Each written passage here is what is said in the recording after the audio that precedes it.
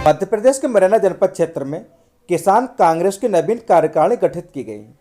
आपको बता दें कि मध्य प्रदेश कांग्रेस कमेटी के प्रदेश अध्यक्ष कमलनाथ एवं मध्य प्रदेश किसान कांग्रेस अध्यक्ष दिनेश गुर्जर की सहमति से किसान कांग्रेस के जिला अध्यक्ष जितेंद्र सिंह डंगस के द्वारा जिला मुरैना किसान कांग्रेस की नवीन कार्यकारिणी का गठन किया गया, जिसमें अंबाह विधानसभा से लेकर सबलगढ़ तक के सभी ब्लॉक अध्यक्ष एवं जिला उपाध्यक्ष, जिला महामंत्री, जिला कोषाध्यक्ष, जिला प्रवक्ता, सचिव सहित नियुक्त किए गए। अब जानते हैं किसको क्या पद मिला है।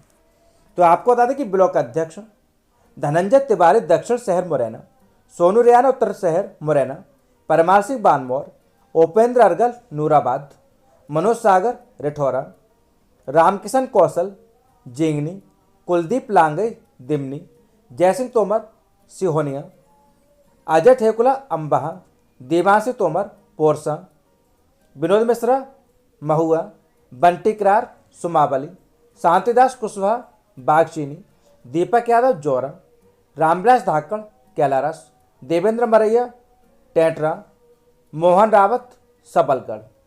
अब बात करते हैं जिला उपाध्यक्ष की। तो रघुराज गुर्जर, राजा गुर्जर, ज्ञा प्रसाद जाटव, नंदराम छावई, सत्यपाल यादव, सोनू तोमर, योगेंद्र घुरैया, रंजीत मावई, पालेंद्र सिंह, रामकिशोर गुर्जर, मोनू पटेल। अब नजर डालते जिला महामंत्री पद पर। तो रमन तोमर, नितिन कंसाना, राहुल दात्रे, आशीष घुरैया, आयुष तोमर, श्री गुर्जर, अवधेश सिंह, विशाल माथुर, प्रशांत शर्मा, उदयवीर गुर्जर। जिला प्रवक्ता विपिन जातौन, मीडिया प्रभारी नितिन नारोलिया, जिला सचिव विशाल पिप्पल, मनीष अन्नाना, अभिषेक गुर्जर, कृष्णा तोमर, ईशांत टैगोर, सौरभ मौर्य, संजय।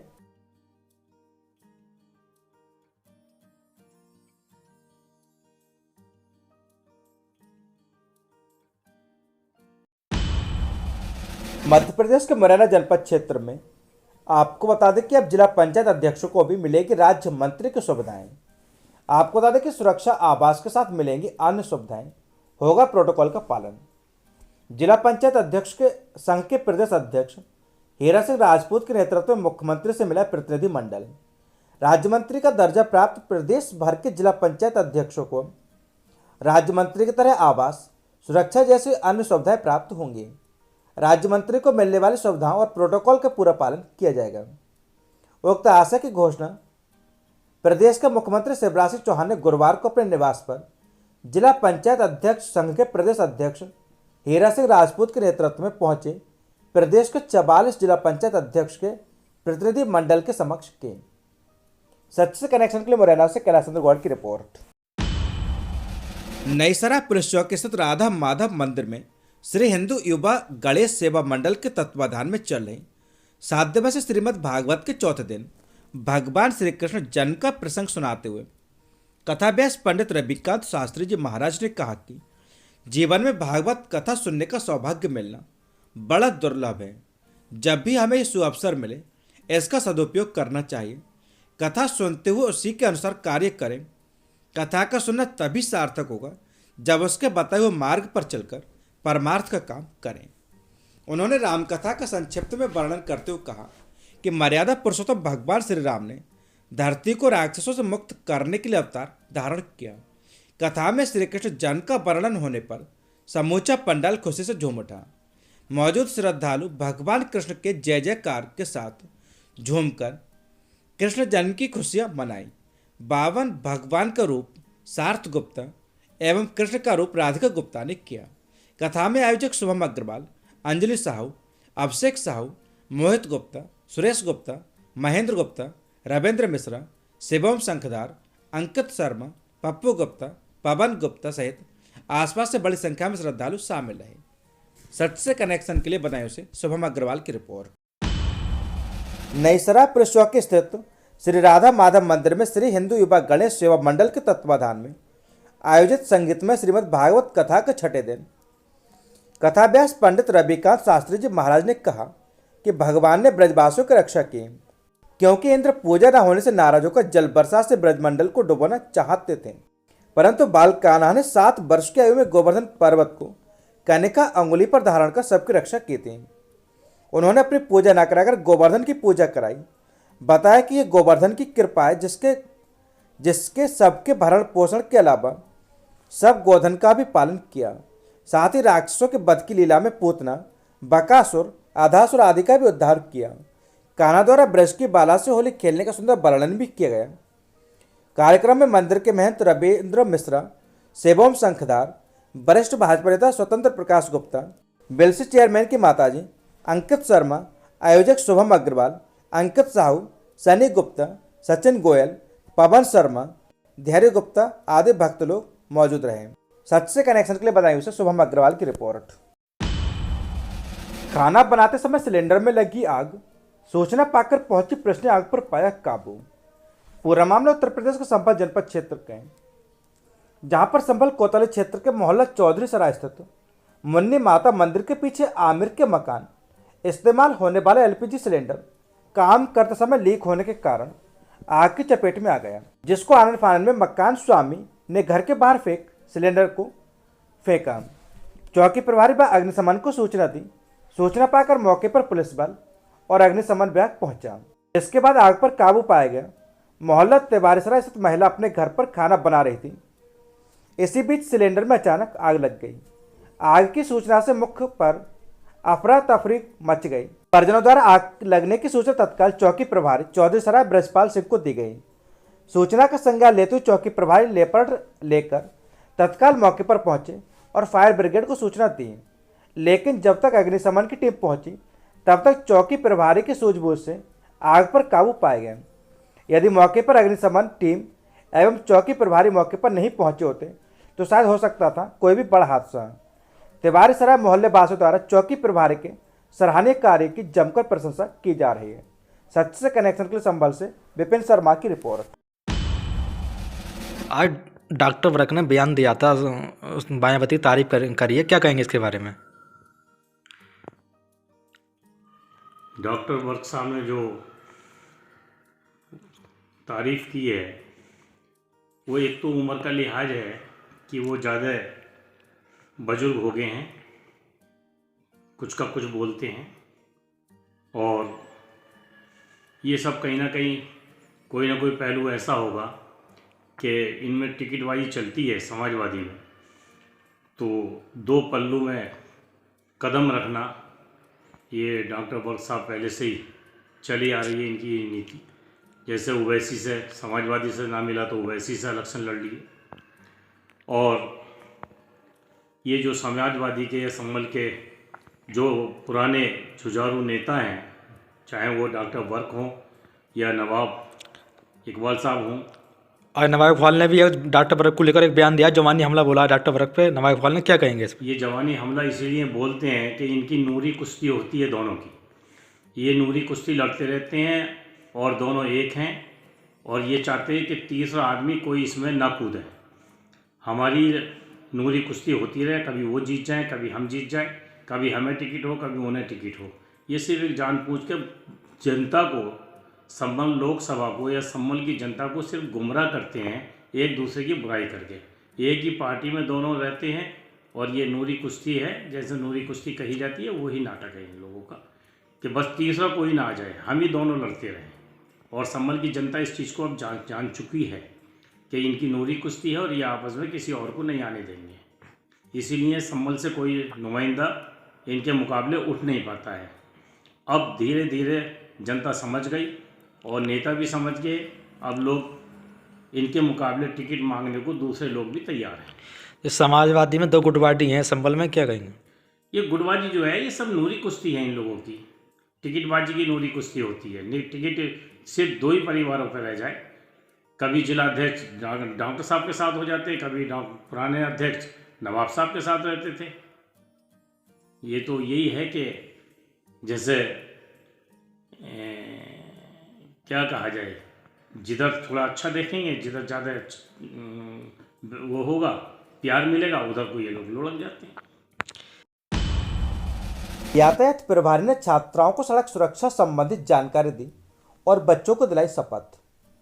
पूरा मामला उत्तर प्रदेश के संभल जनपद क्षेत्र का है, जहां पर चंदौसी क्षेत्र में शुक्रवार को अक्रोड़जी कन्या पाठशाला इंटर कॉलेज चंदौसी संभल में सड़क सुरक्षा माह के अंतर्गत सड़क सुरक्षा में प्राथमिक चिकित्सा संबंधित जानकारी विषय पर एक कार्यक्रम का आयोजन किया गया, जिसका शुभारंभ विद्यालय के प्रधानाचार्य अंजू गुप्ता के द्वारा किया गया, जिसमें यातायात प्रभारी अनुज मलिक ने छात्राओं को सड़क सुरक्षा संबंधी जानकारी दी तथा रोडवेज स्टेशन प्रभारी अनिल मिश्रा ने छात्राओं को प्राथमिक चिकित्सा के विषय से अवगत कराया। इस अवसर पर हेड कांस्टेबल अमरदीप एवं रोहित तथा मीडिया प्रभारी एवं सहायक भी उपस्थित रहे। कार्यक्रम को सफल बनाने में विद्यालय के समस्त शिक्षकों को संपूर्ण सहयोग रहा। सच से कनेक्शन के लिए संभल से विपिन शर्मा की रिपोर्ट।